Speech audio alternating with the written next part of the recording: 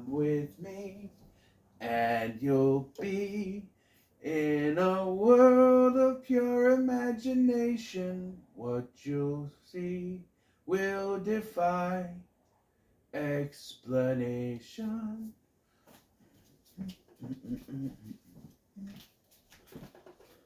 What's that? I did that in my Willy Wonka and the Chocolate Factory review?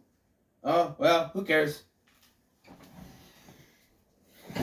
If you want to view paradise, simply look around and view it. Alright, so as I mentioned at the end of my review for Journey into the Center of the Earth, this is quite appropriate. I reviewed the original Willy Wonka back in February for Birth Month. I reviewed the remake, Charlie and the Chocolate Factory by Tim Burton, back when I did Remake-a-thon. And now, full circle this year with Wonka.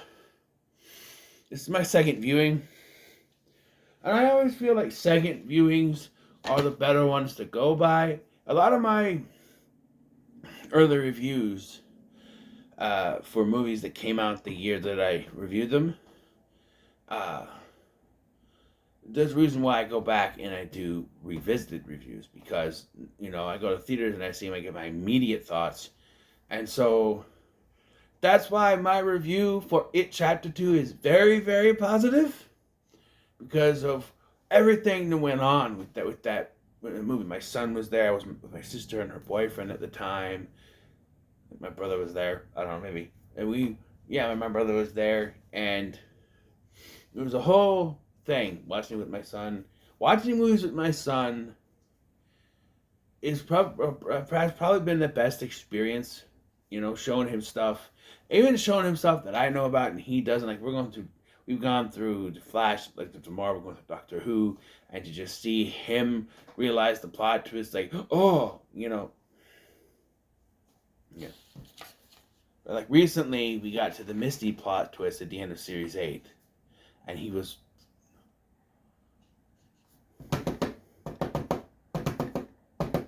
Speaking of Doctor Who, there are 3 Doctor Who alumnus in this movie, Wonka. Yes. Olivia Colman, who had a brief cameo in the 11th Hour as the woman with the children that the Prisoner Zero took the form of. Yeah.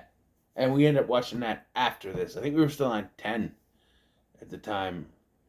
We were towards the end of 10, I think. Matt Lucas, who also played Nardole during the Christmas special, The Husbands of River Song, and then Series 10. And then, I don't know the actor's name, sorry, but he played Roderick during the series 1 finale, Bad Wolf, Parting of the Ways. As soon as I saw him come on screen, I'm like, I know him. I've seen him from something. Where do I know him from? And I looked him up and I go, oh, it's Roderick. I was like, huh? So I had to look it up and show him. He's like, oh, yeah, that guy. I don't want money. I won. I get the prize. Yeah. So, first time I watched this, I really enjoyed it. I still really enjoyed it.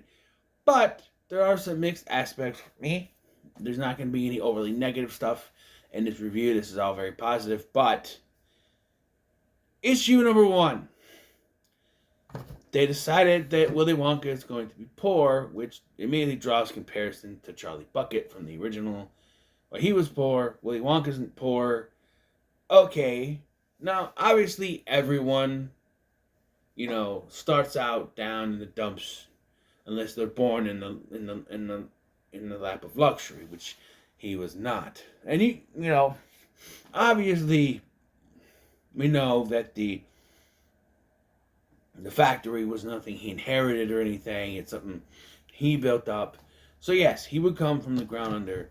I just didn't like the plot point they used, where he is manipulated by these 2, Olivia Colman and this other guy, and then manipulated and then overcharged and then thrown down and has to work as basically their slave to pay off everything.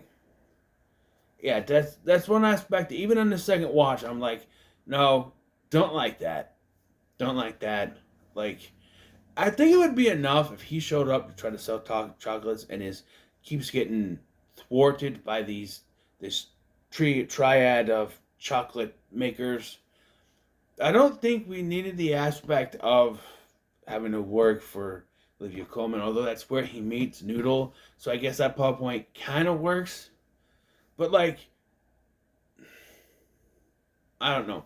If I think a better way to do it would be to, instead of having him work there, he goes there, he meets Noodle. So he shows up, he meets the guy, and he's like, oh, you can stay out here, you'll get your dozen gold. And then takes him to this woman's place where she then ends up overcharging him. But he has to sign something, and she's like, read the fine print. So he looks over it, seems all in order, and then signs it and still gets screwed. Why? Well, he can't read.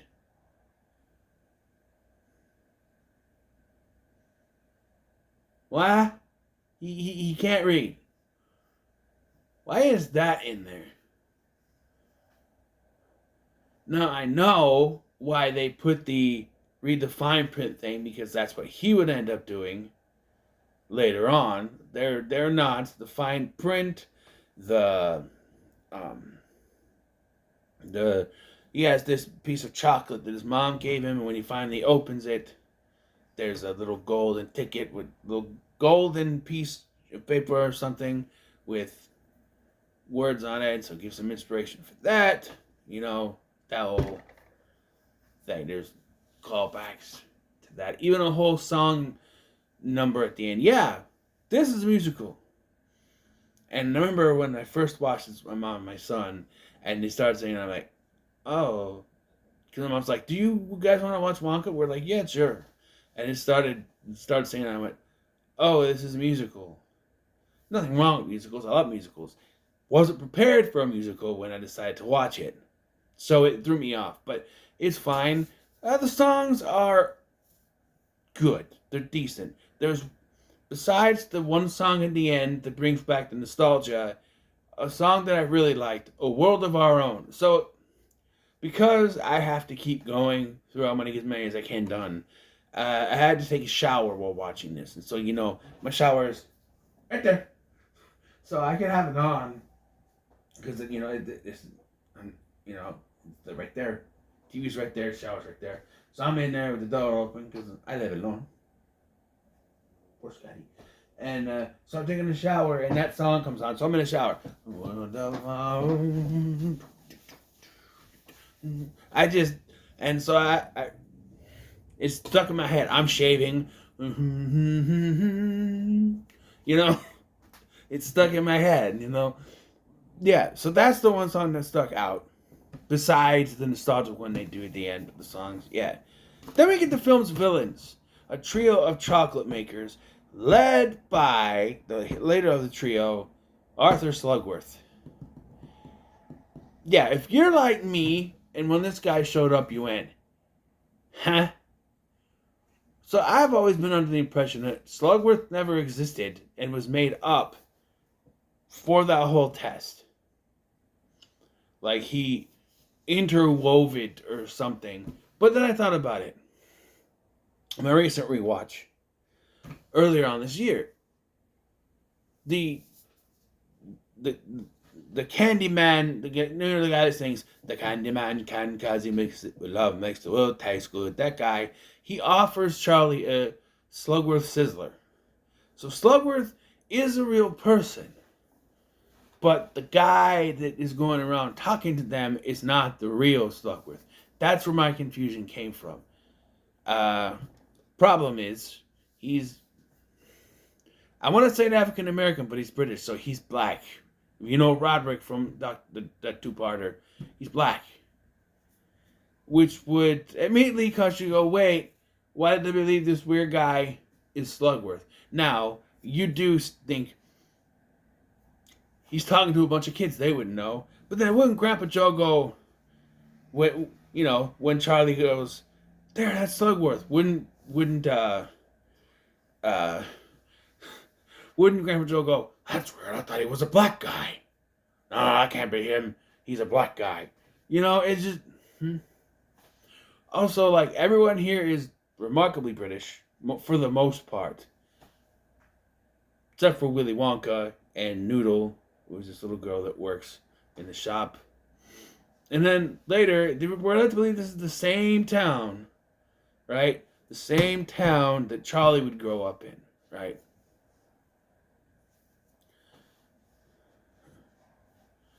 I would have liked it if we met a young Grandpa Joe. Because remember, Grandpa Joe said he used to work for Mr. Wonka, right? So what if he met... Obviously, I think he'd have to... Actually, I think Grandpa Joe is older than Willy Wonka, right? So he'd be like a full-fledged adult at this point. I don't know. I think maybe if they were to do a sequel to this, they'd have to do that. Like he hires employees because he has one Oompa Loompa, but remember he has regular employees first, and then he shuts down the factory, then gets the Oompa Loompas because he can trust them over the humans, and yeah, so he has one Oompa Loompa played by Hugh Grant, and when I saw the trailer, I was a little iffy on this because they're basically like, oh, are they gonna do like they did with Deep Roy and Charlie and the Chocolate Factory? But it's only one Oompa Loompa. And I think Hugh Grant does a pretty good job of it. His name is Lofty. You actually get an Oompa Loompa with a name, and not just the Oompa Loompas. Right? So that's good. But yeah, Slugworth is the main villain. And I think that the actor portrays it well. Immediately, you know that he wants to have... And it's not just they, it's him. Okay? Like, there's a trio of chocolate makers, but he's the big bad guy. Matt Lucas is like the comedy funny guy. The other one, there's this running gag with Keegan Michael Key. By the way, I love Keegan Michael Key. Watch some of the stuff on Who's Nine. Watch Key and Peele. Watch Mad TV. Screw Key and Peele. Watch Mad TV. Coach, was it Coach Klein? Coach whatever, with the short shorts and hey, yeah. What's that? I love him in this. There's a running gag with him. There's a whole thing where they basically have this whole town under their thumb because they keep paying people off with chocolate. You got Rowan Atkinson cameo as a cleric who gets paid off with chocolate, paying this lady who works in secret area with chocolate. People getting paid with chocolate. The only one that seems to be affected by this, though, is Keegan Michael Key's character, this constable that just keeps getting fatter and fatter and fatter the more and more chocolate he keeps getting because he keeps stopping Willy Wonka from doing stuff, and he keeps more and more and more chocolate. And then as the film goes on, like, Willy and Noodle, they secretly sell chocolate, but they keep getting, they keep trying to evade him, and which, by the end of the film, he has to, like, squeeze himself out of the car, and he says, like, car shrunk. And Slugworth's like, yes, I'm sure it did. By the way, he's also not British, which is... Where are they? Because, like, most of the... There was quite a few people had American, but then there's the British, the teacher. Two? Well, I can't do just two. He's British. I don't know. I can't do just two. So let's say I had 200, apart from being desperately sick. Apart from being terribly sick, you would have had this. Yeah, I don't know where. This is supposed to be the same town, right? I'm assuming. Mm-hmm. There's also this ring that has an N, supposed to be an N on it. And right away, you're like, okay, that's going to be a plot point. All right, so, yeah. It is, because we find out that Slugworth also has a ring.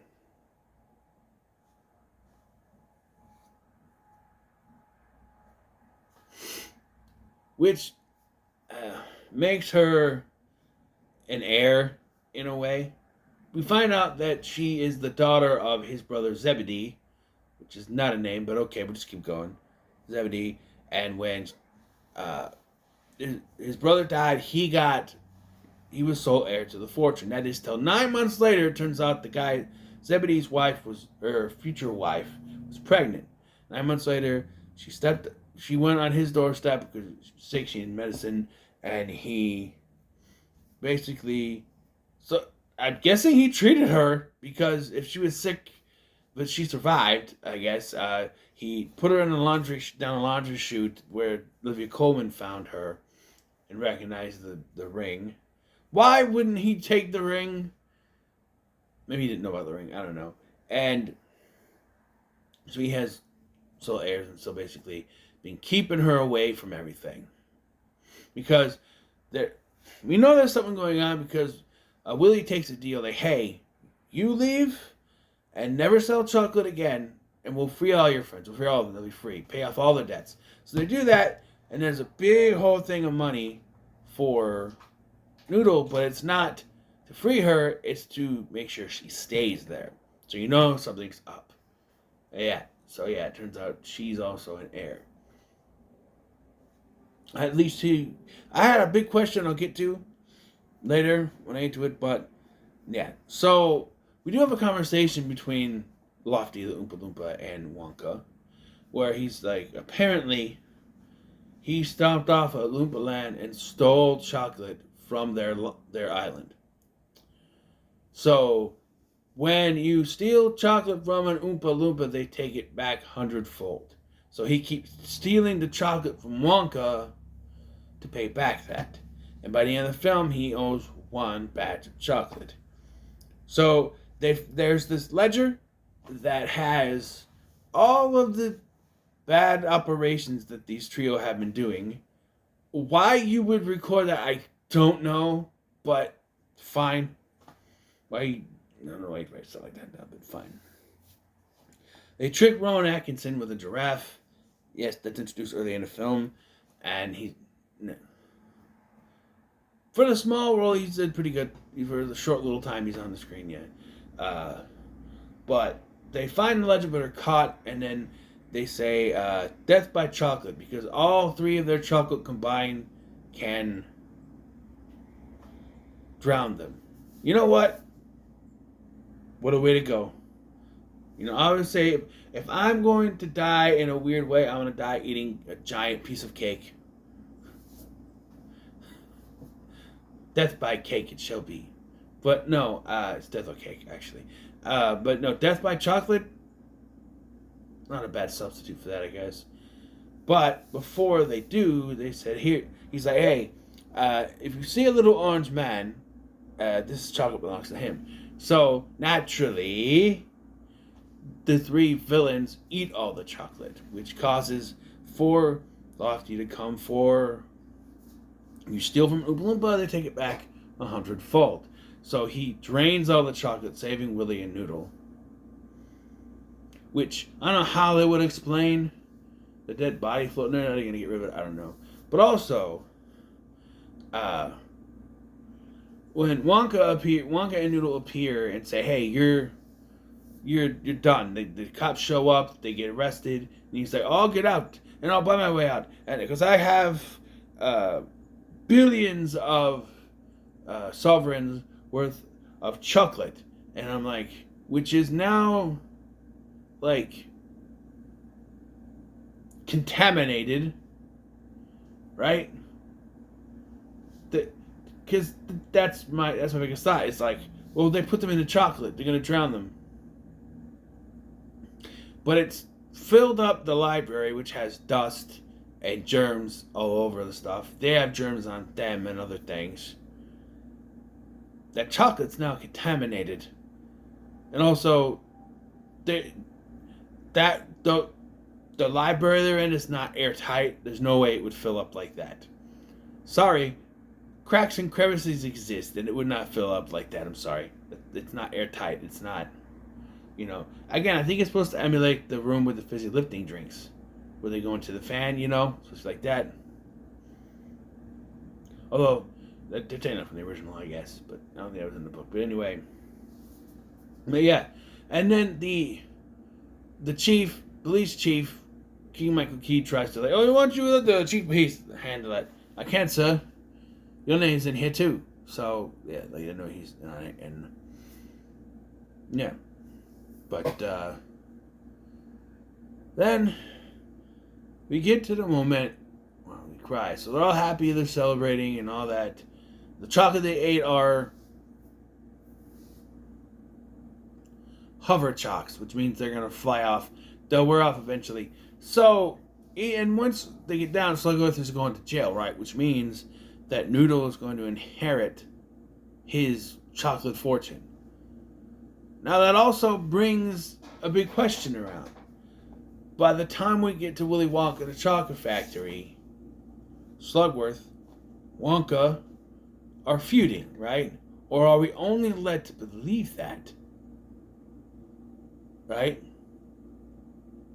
Because if the real Slugler is like gone, Slugworth is like in jail or dead by then, and Noodle is in control of the company, or even her child, son, daughter, whatever, is in control by then.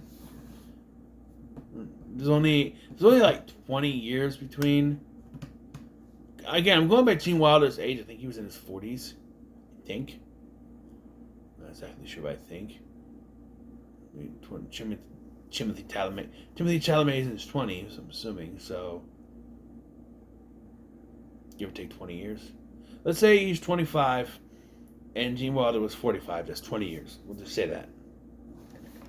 So and how old was Noodle? Like 12, maybe 13. She's not teen. Maybe just, I don't know. But yeah, I do want to talk about the World of My Own sequence where he wants to buy this shop. He does, and then it turns out they say the chocolates are poisoned. When you say poisoned, that makes poison automatically equals death. That's not what it is. They're not poisoned. They're drugged. Chocolates are tampered with, so that people's hair would start growing and changing color. And yeah. By the way, the chocolates in this do extraordinary things that you didn't even see in the original movie. Well, there was some things like, or the color changing thing. You know, like the turning violet into you're turning violet turning into a blueberry. So. Guess that's a nod to that, but yeah. So they say. So Willie finally eats the chocolate. He says he wants to share it with his mom. We get a vision of her, played by Sally Hawkins, who was in Godzilla and Godzilla King of the Monsters. And then he hands a piece to each of his friends. So they all get to eat it together, and it's just chocolate. By the way, he said it since he was a little kid, so it wouldn't be any good, but in this world, when chocolate can make you float, or change your hair color, or get drunk, yes, that is one of the chocolates, there's a whole subplot, kind of, with this guy who's like the gate guard of the gate, and then, who has feelings for someone he knew when he was in school. It turns out she is the guard who's watching over the library and stuff. And then at the end, they end up getting together. They kiss. It's like, oh, cool. But they say that with help of one of their friends who works at the telephone company, okay, they were able to find her mother. And so we get that to the tune of "Come with me, and you'll be in a world of your imagination." In this moment, I do not see Timothy Chalamet.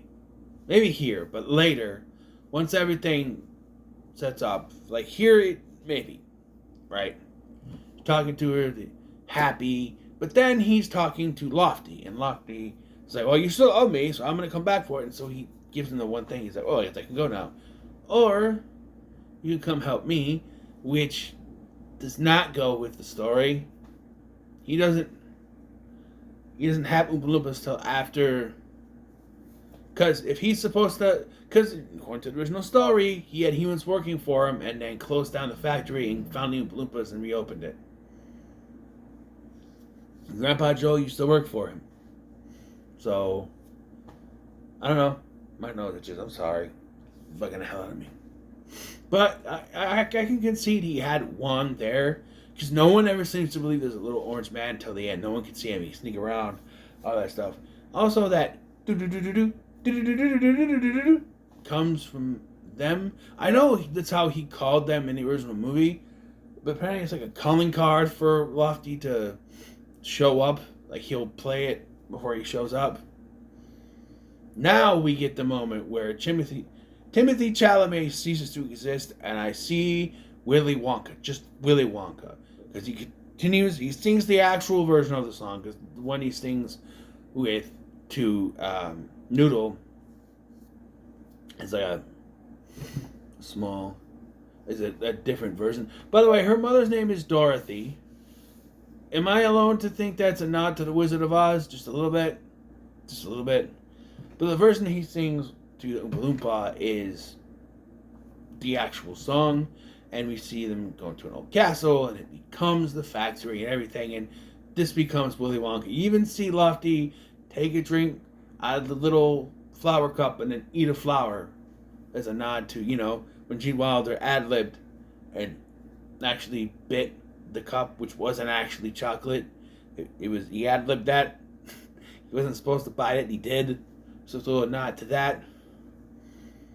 Yeah. And if that's not enough, once that song ends, we go to the credits. Right? We get credits. We get a little, where are they now? Everyone went back to work where they're supposed to.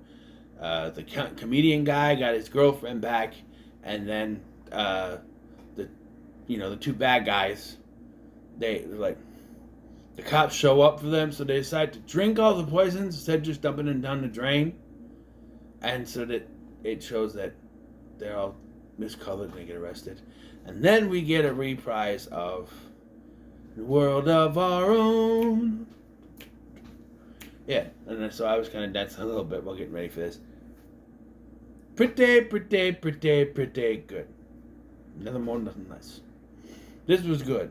I think I enjoyed it more this time than I did last time. I do have some, like I said, the issues are there, but overall, it's a good movie. It's like the first legitimately good Willy Wonka movie since the original.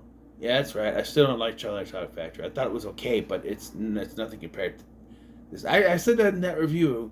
I said, it goes the original, this one, and then Charlie and the Chocolate Factory's dead last. So, yeah. So, what are your thoughts on Wonka? Then comment so much, like, share, and subscribe. Please.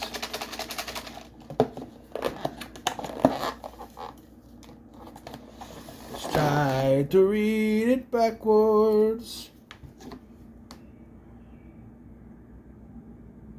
House. Oh. H-O horse. I'm gonna cut off most of it so I can see this. Homefront. Jason Statham. I didn't even look to see if I was right. Homefront. Jason Statham. That one was here. I think I put it back here. Oh. Excusez-moi.